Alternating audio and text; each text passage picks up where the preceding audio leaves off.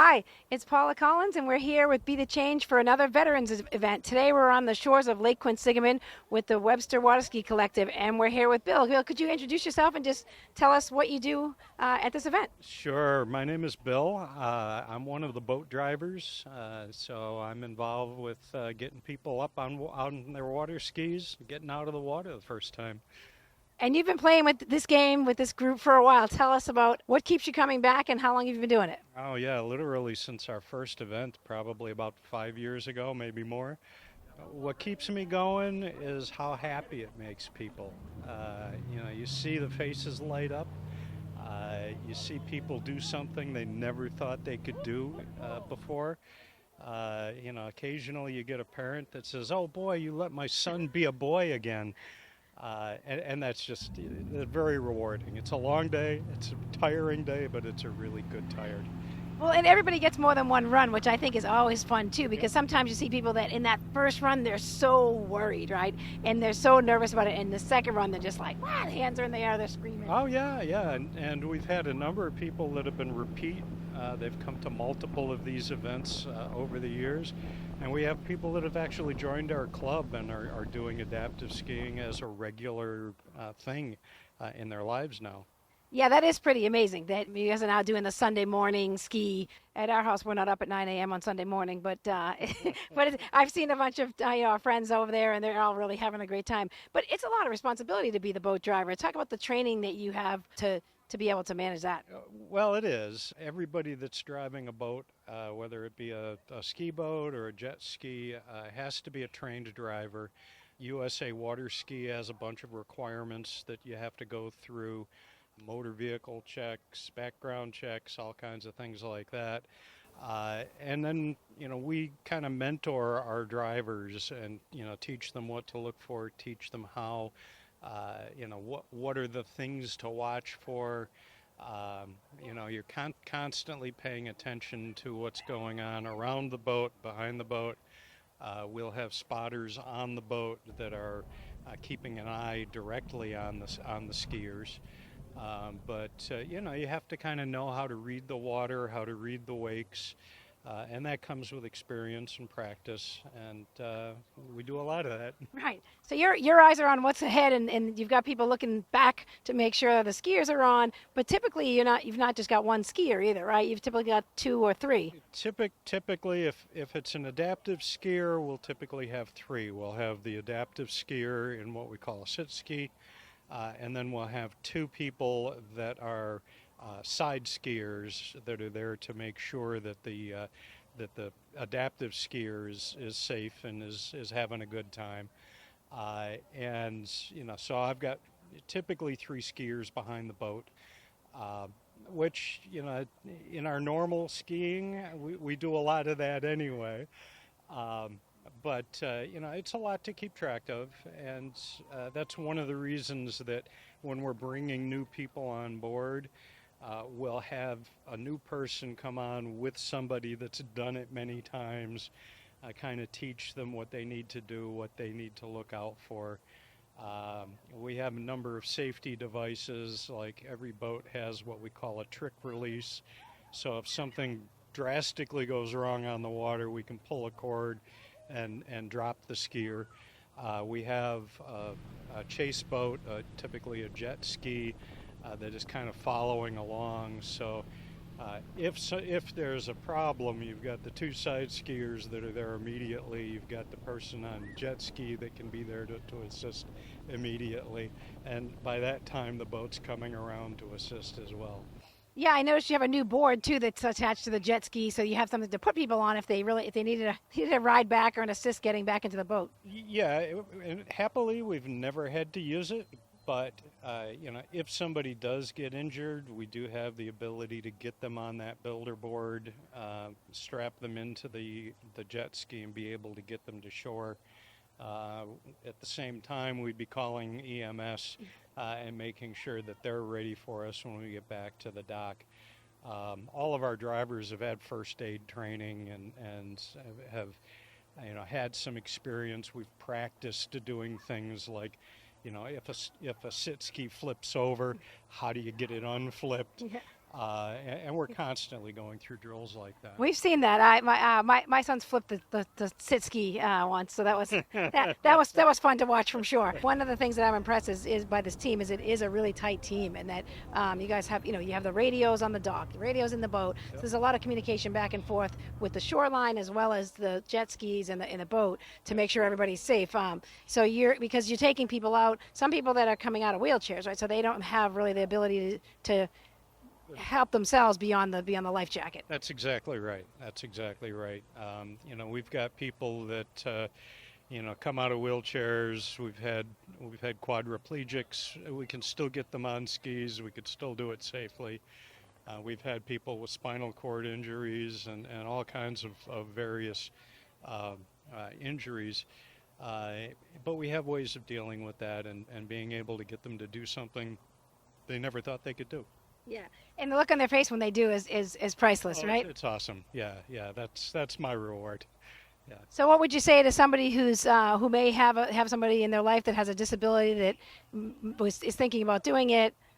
Go to our website, websterwaterski.org, and poke around. Look at our gallery of pictures from adaptive skis. You'll see literally hundreds of people having a lot of fun on skis. It tells you a lot about the program. It tells you when our upcoming events are, and that's a great source of information. Well, thanks for taking time out for me today. We really appreciate you telling us more about Webster Water Ski Collective and what the event you have here today. I appreciate your time. Very good. So we're down here on the dock with Alyssa and friends who are the jumpers for today. Their job is to jump in and help people get back to the dock after they're done skiing. I can tell you it's exhausting to do, but super fun. So can you introduce everyone and just tell us a little bit about what you guys are doing? I'm Alyssa, that's James, that's Angelo, Joey, and Jillian, and we jump in the water, bring the guys back to the dock. Super fun, love to see their faces. They're always so happy, and it just makes my day. And you've been doing this for what, 5 years now? Yeah. So what brings you back? I mean, I know a lot of kids do stuff for high school, trying to get their points for volunteering, right? But this is a tough one. This isn't like you just sit at some event. So why this one? It's definitely, I have a lot of people here that I'm friends with, and I just love this community. Everyone's so close and so nice, and seeing their faces after is just the best. Yeah, I mean, this group is definitely a well-oiled machine, right? I mean, they've got all the communication going back between the dock and the boats, and everybody's got their job, and it moves pretty fast. How about you guys? What made you come out and do it? Well, it's just really fun to do it, It's just fun seeing the smiles on their faces and just seeing them have fun, helping them have fun. Yeah, honestly, coming back and getting to see my friends every time I'm here and just, doing it is fun, but doing it, with your people is more fun. Yeah, I think that's a great point, right? And I think I see that with the adults too. They definitely are a group that is tight, and it shows because when people are here, how much fun you guys are having translates back to them. So I mean, I've done this event a bunch of times myself, and it's never boring. It's always fun. Tell me about what's the challenging part of it? I think it's challenging when gets towards the end of the day, and some people also are very scared, and it's challenging to make them feel comfortable, and especially when you're a stranger.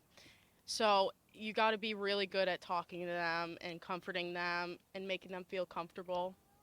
And James, what's your strategy when that happens? Well, they do sometimes get a little irritated, so you have to talk them down and calm them down and make sure that they're okay. Well, and in the chair, right? Let's talk about that for a second, because when they go in the chair, right, they're backing into the water. Oh yeah. Right? Yeah. And so they don't know what they're doing because they've never done it before, and you're backing them in, right? I mean, tell them a little bit about how that kind of works and what that looks like. Well, I'm a side skier too, so I ski next to them, and a lot of times we start on a beach, so we don't have to go off a dock. We just slide them right in. But I have to say, going from a dock is a lot more challenging than it is from a beach. Yeah, I mean, I remember the first time Tucker did it, he was not having it, right? And after I saw how he entered, I'm like, oh, now I understand why, because you're asking him to go backwards with, and it's pretty steep. But I mean, you are really good at that. I've seen you. You tend to get the tough cases, and you're like. So what do you do when you're talking to them to get them? Well, some of them like holding your hand, making them feel comfortable. You just have to like really explain the steps and what's happening so they know what's going on, because they really understand it. It doesn't seem like it, but they do, and it really helps just being like, okay, we're slowly going back in the water. You're going to feel the water. It's cold. Just be ready. Like, just explaining the steps of what's happening. And I think that's important, right, to somebody, because I mean that's what we'd all want, right? Is to know what's happening because you've never done it before. Well, I know you guys have a long day, and I appreciate you coming out. I appreciate you talking to me. Anyone else have anything they want to say about the experience today? And I'll let you get back to jumping in, because that's what you guys do best. Thanks. So we're here with two of the veterans that skied this morning, and we're excited to hear about their experience. I'm going to let them introduce themselves and talk a little bit about the day. Hi, my name is Barbara Jackson. This is my second year at the Adapt to Ski program. I just want to say it's one of the best programs that I've ever tried. Last year I was all over the place, skis flying up in the air. You know, I didn't leave here until 4:30 because I needed to ski, so I ended up skiing. But this year, got right up on those skis and started skiing right away. I just thank the volunteer and Ryan for allowing me, with the instructions that they've given me, to have such a wonderful time today.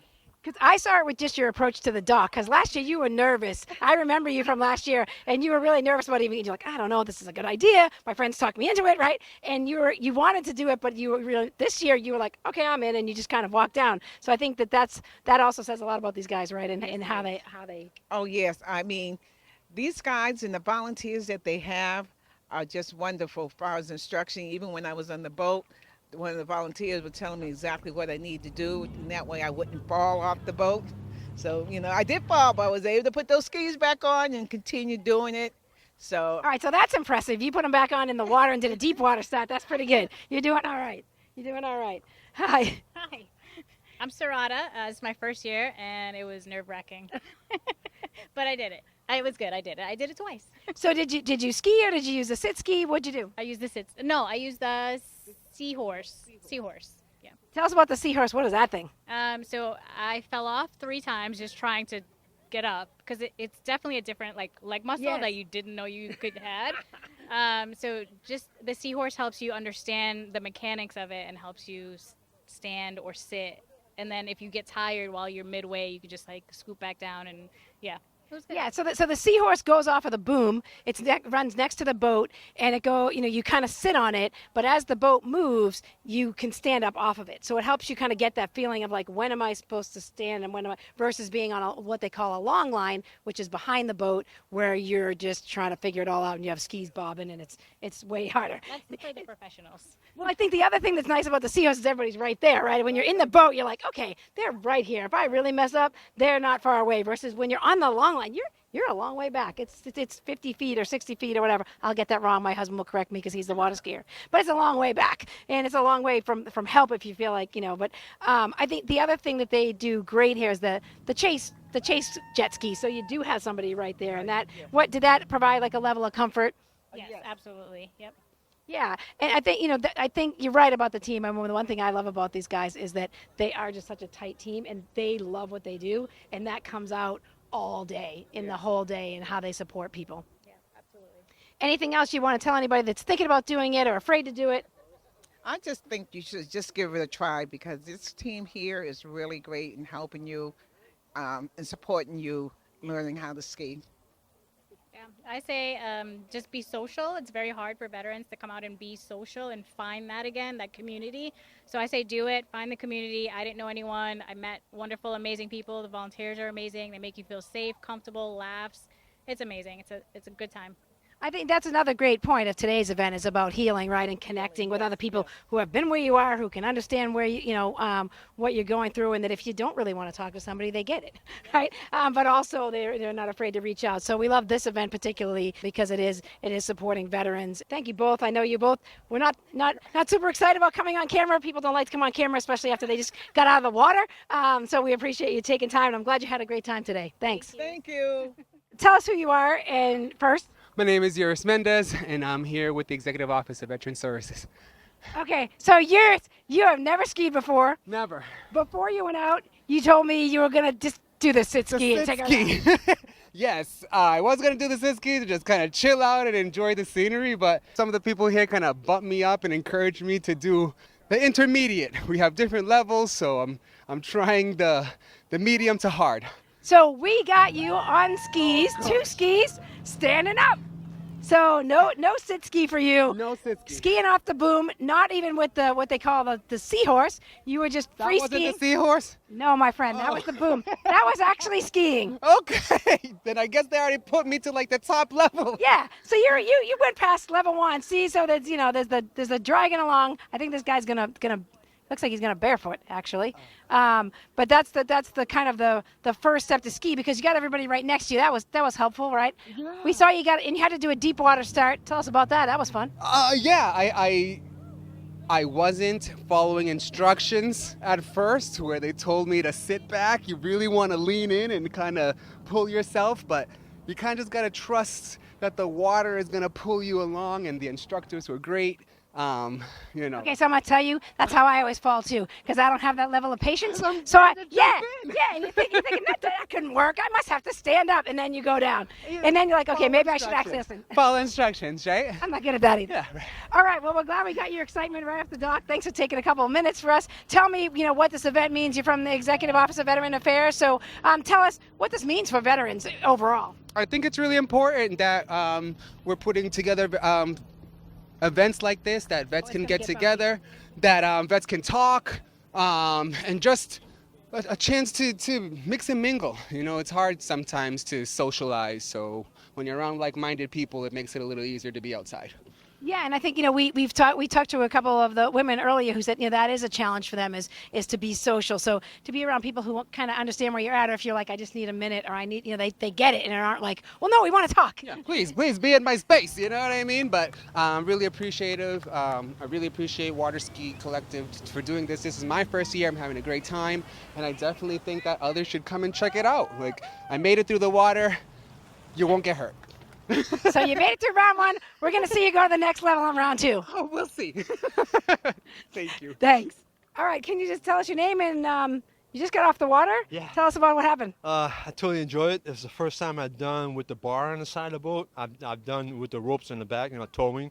Last time I did this was like over 40 years ago, and I'm surprised I'm able to do it again. It's like riding a bike. It is. Basically, that's what it is. It's an adventure. I totally enjoy it. I used to do this with my grandparents when I was a kid up back home in Quebec, and then stuff like that. And then I joined the Navy in '79, became a U.S. citizen, and served 6 years in the Navy. And my stepson, Luis Mendez, he works for the Veteran Affairs. So he tells me, Dan, you've been working 80 hours a week. You need a day off.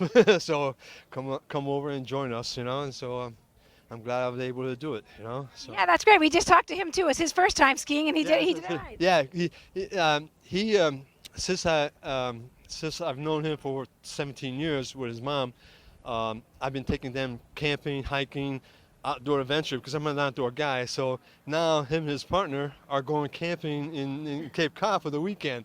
He loves camping. They're going without you now. He's going spreading his wings. Yeah, I taught them well, so he's very happy that, that I got him active, so. So being a vet from the 70s is a little bit different. Tell us what it means to be at a veterans event and be surrounded by people, who have served. To be around with people who serve. I had a few talk with a few guys earlier today. I found out that they're going through pretty much the same thing I'm going through, like taking care of my mom with dementia and stuff like that. I have an hearing problem, so that when I was in the Navy, I used to do diving, but not anymore. So because of hearing. But talking to other veterans and to be with veterans, it makes you feel home, so to speak, because we understand what we went through, what the training we did through. But being a civilian and trying to talk to civilian people, they look at you like, you're dumb, or they don't believe you that you did things in the Navy. Well, it's just things that they just don't understand, right? I mean, it's not a shared experience, not a lived experience, and you can try to explain it, or they can try to ask to understand it, but it's not the same as being surrounded by somebody that, if you're like, I just can't do it, they're like, okay, I get it. No, right? and also too, what helps out too is that my dad, all right, he's with the Royal Canadian Air Force, back in the 50s and early 60s, And when we moved to Hartford, Connecticut, my dad made me join the Boy Scout. And by being a Boy Scout for, I don't think like 5-6 years of it, it helped me understand, being part of the system, so to speak. Right, right. Yeah. So was he upset when you joined the Navy instead of the Air Force? No, he was very proud that I did that. But my grandfather, they both served with the Royal Canadian Armies, and they all asked me, says, how come you didn't join with the Royal Canadians? And I told them, well, first of all, I didn't want to serve under the British throne. I want to be independent. So that's what it was just a joke basically, but but it was great though, But both my grandfather, before they passed away, they always honored me. They're very proud. My cousins also they were from Canada. They joined U.S. Marines. They were in the Marines too. So we have quite a few of my family that we volunteer in the United States. In the United States Armed Forces. So even though we're immigrant, we volunteer. And so sadly that people in the White House don't believe that no more. Right, right. Well, we thank you for your service, and we are glad that you're having fun today, and just enjoy the whole day. And so, are we going long line for the second run? Oh yeah, I'm going for the second. I hope I go for third. There you go. There's not a lot of people skiing today, so hopefully you get in that third run.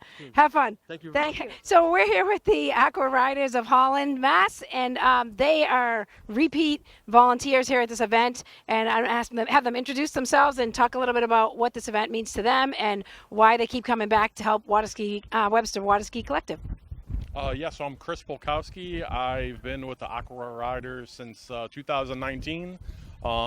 Great way to give back to our community. We definitely do a lot of events. We do learn to ski events on our beach. We host an adaptive event now. This was our second year, I believe, that we ended up hosting an event. We try to give back to the community. We are a show ski team, so we do shows on Fridays through the last weekend of June through July, and then we do a big home show in August all over social media, our Instagram, Facebook, and everything. It's a good way to give back to the community. We love to give back whenever we can, and this is a great event, and Webster Water Ski Collective does a great job, and we love to help out whenever we could. I'm Noah Clark. I've been skiing with the Holland Aqua Riders since 2020, and I've really enjoyed doing this event since we started hosting 3 years ago, an event, and then I've been helping out here a lot. It's really, I love seeing the smiles on the participants' faces. Those are like priceless. I really love seeing it. Yeah, I mean, you get to do what you love and teach somebody else who thought they may never be able to do that, right? How about you guys? I'm Jack Clark. I've been skiing since 2020 as well. I like doing this event because it gets to get like the adaptive skiers to have fun and get to ski, which some of them have wanted to do probably their whole lives, and it gets to make them feel like they're like just as equal to everyone else, which I also love. Great. My name is Carl Joppis. I've been skiing with the Aqua Riders for about 8 years. I learned how to ski with them. They have learned to ski events. You might want to go check that out. It's going to be posted pretty soon.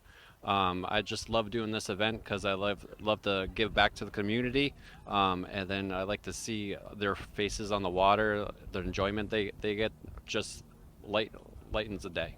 Yeah, and I think you guys have the advantage because you're used to skiing with multiple ropes, right? Yeah. You're used to skiing with multiple people, so it's not quite as intimidating for you to have, 3 people across. I think for some of the other volunteers, they've never done that. And I think one of the things I notice about your group and I love about you guys is that you really kind of helped everybody else through that who's new to that. Talk about how challenging that is. It looks easy when you do it, but It's just years of experience. We pride ourselves on safety. We do a lot of dangerous things, so safety is paramount for us. So knowing where the ropes lay, making sure people aren't in front of the ropes, they're not under anyone, just being familiar with it, but that just comes with years and years of experience.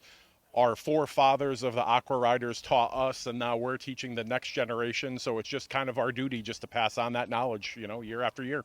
I love it. And you guys are catching on. I'm hearing more and more people going out to see your shows and stuff, which is really fun because, people know like Cypress Gardens, right? And who's going to Florida? To be able to see it right here in Massachusetts is really cool. And I love that you have that mission as part of what you do to give back to the community. And you're right. I think Webster Water Ski, they're so organized and they're such a tight group and they're so fun to be around. But talk about sometimes you get in with somebody who you said a lot of people that they want to do it forever, but sometimes the people that are like, my friend talked me into this. I'm not so sure this is what I want to do. How do you deal with that? Well, it like makes it well worth it. Like when they get other people into it, and then they'll tell other people, and it's kind of like a domino effect, and then the event will become bigger and bigger and bigger. Yeah, and I think that's already happening, right? Because we're seeing now. What do they have 8 events this year? And different groups have sponsored, which is fun. What would you say to somebody who's thinking about volunteering? I would highly encourage them. It's very rewarding to do. We need volunteers. We need brave people to come out here, learn all the tricks of the trade, and you won't be disappointed when you come and help us. So for you guys, there's a lot of things you can do. A lot of the high schools ask kids to volunteer, but why this one? I like to volunteer because it's interesting, and I feel like it's just good to help with things. I think it's also a good way to meet people that you probably wouldn't have met otherwise, right? I mean, a lot of especially when you're doing the kids events, a lot of these kids with disabilities, their communities are really small. They only maybe know the people in their town, or they don't get together. So to be able to meet people from other parts of the state, or that do other things that they don't do, is also really cool. And for you guys to bring all that you are to the event makes it just so much richer. And so we appreciate you guys. I love you guys because you just are always just such a strong part of the day, and appreciate you coming out. Appreciate you all taking time for me and being willing to go on camera, because some people are camera shy, especially after they've been in the water. And so thank you very much, and have a great day. Thank you. Yeah, and check us out on social media. We're all over Aqua Riders of Holland, Instagram, Facebook. I think we're all over everywhere. So just look us up. And Chris, the show is Friday nights, but at what time? Friday night, I think we start at 6. Yeah, 6 o'clock. We usually do a little pre-show, and it's about hour and a half show.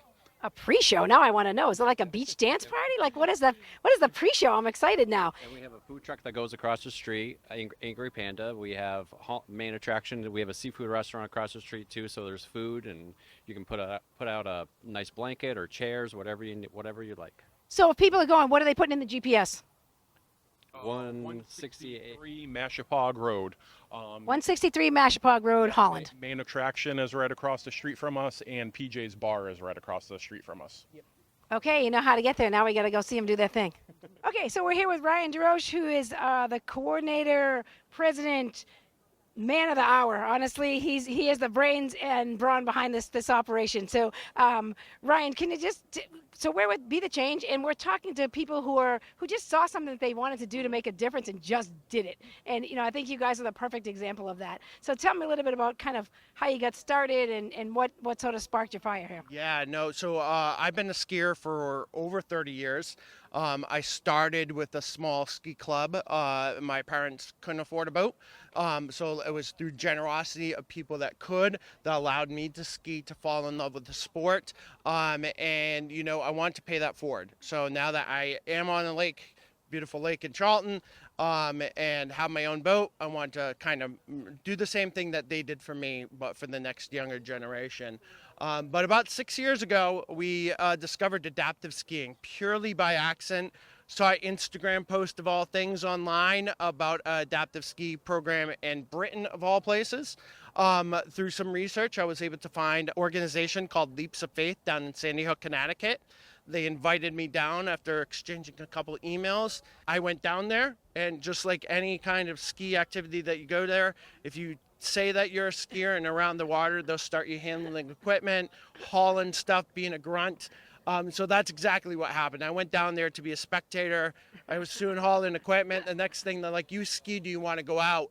And I'll never forget it. They took me out with a woman named Teresa, who was a nonverbal cerebral palsy woman in her 30s. And she was in a wheelchair, and I was extremely nervous about taking somebody out. Never had taken somebody out with a disability before. And she calmed me down. Even though she was nonverbal, as soon as we got on the water, her face lit up. And it was a life-changing experience for me. the next season, continuing my partnership with Leaps of Faith. They came up to one of our, to Webster, and helped us perform our first adaptive ski program, which I think Tucker was a part of that first time. And they're a great mentor. I mean, they really, they really are so generous, and they're, I think one of the things that sticks out to me about your group is just how tight a group you are, and just how everyone's love of what they do really comes out in the whole day. And I think Leap of Faith is the same way. When you can't sit still when you're there, because you get there and then you're like, okay, I want to play. This looks so fun and everyone's having such a great time. I want to be in the boat or spot or grab a ski. I don't know, do something, because I just want to be part of it. And I think that you have really carried that through. And what we've heard from people all day today is that, the people feel like your volunteers are the best, and they are the best. They are. No, and it's great. And, it was that first event that brought that to Webster in my crew, and they fell in love with it as much as I did. We eventually got other programs involved, like the Aqua Riders, who've been a partner of ours for the last 3 or 4 years now. They love it as much as we do. And if you look at my volunteers, you'll notice that a lot of them are young teenage, college-age students that are a part of it. And they just love doing this. And that's one of my biggest joys, is that the younger skiers are my background, and they enjoy skiing it, and they become friends with Tucker and Isaac.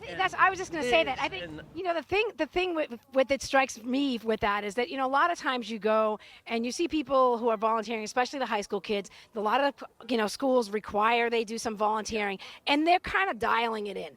And they're talking to each other, and they're on their phones. I've never seen a phone out at one of these events. They're always engaged with the participants, not just each other. And that's huge for, one, if you're a parent of a person with a disability, which today we're doing the veterans event, but at your disability events, that stands out so strong. And for people who return, they know everyone's name, they're high-fiving, they're hanging out.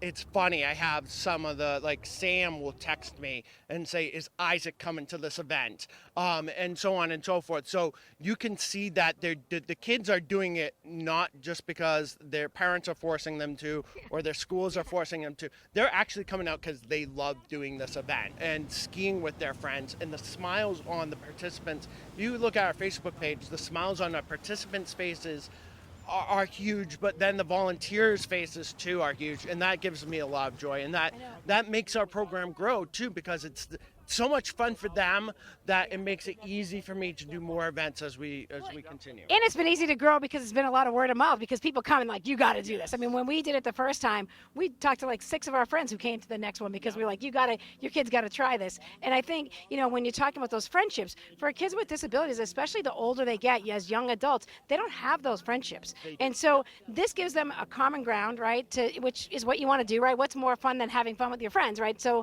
I think that also is really creative. You really created a wave here of true friendships. And that was one of the things too. And I think we started right in COVID, and I think that actually helped us, because it was so little for people to do. Especially with people with disabilities, everything was canceled. So we kind of filled that niche, being able to be outside. We could stay distances away from each other during COVID, and that kind of gave us a start.